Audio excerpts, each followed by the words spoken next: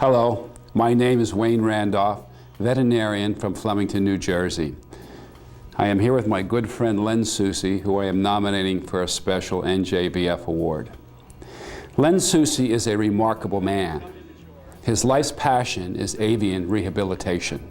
He is a scientist, an educator, a researcher, and an author. Over about 40 years, he has created that which you see about you. This Raptor Trust is known far and wide throughout New Jersey and beyond its borders.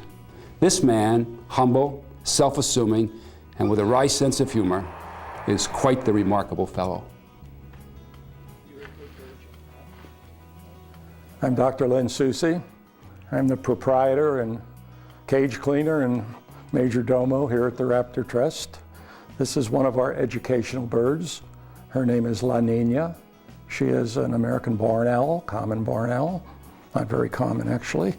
And she's a tame bird that we use in our educational offerings, both here in our education center, and La Nina has traveled with two of our educators all over the state of New Jersey. I've been interested in birds, I guess, pretty much all my adult life. And when I started being a bird watcher and ultimately a hawk watcher, there were no facilities to take care of injured birds, native birds.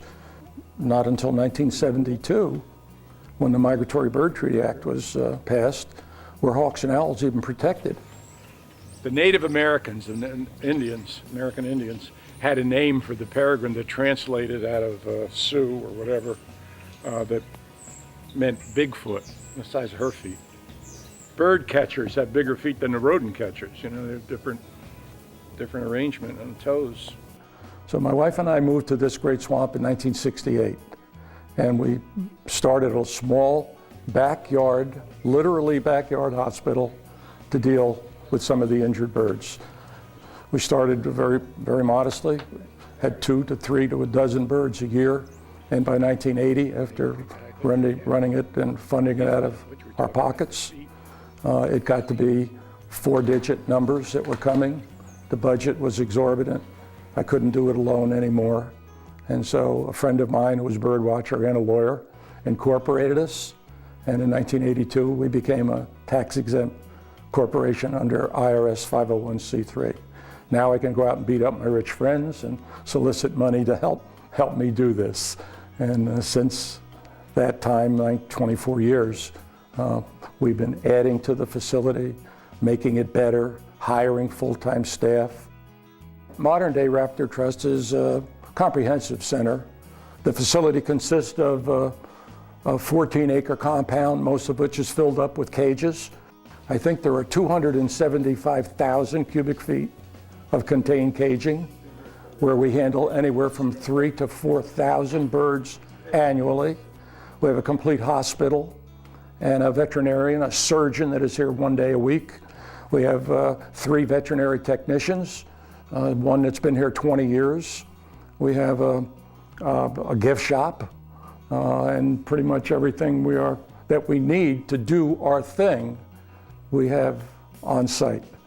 In addition to all that, we have 2 educators on staff, and we get anywhere from 150 to 250 groups a year, mostly young people, to come here.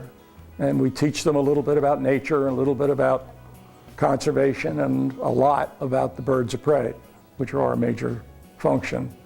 And we have an outreach program also that goes all over New Jersey and neighboring states. The mission of the Raptor Trust is really threefold. We want to help all the injured birds and restore them the best we can to health and release them back into the wild, not make a collection of them here at all. Though there are many crippled birds that do live their life here. Some have been here 30 years on this property, still alive and well, except they have a wing missing. And we don't have a prosthesis wing yet, so the birds have to unfortunately live here. Our second mission is to educate people. That's what this building is about, and that's what hopefully the outreach programs and my teachers do. And the third thing is we want to set a humane example, to be a model if we possibly can, to be more kinder to each other and kinder to the wild world that supports us all. But I never envisioned the modern day Raptor Trust when I started with a cardboard box and one red-tailed hawk that some SOB shot. And I didn't know how to fix it, and I couldn't find anybody to help me fix it. And that's what started it.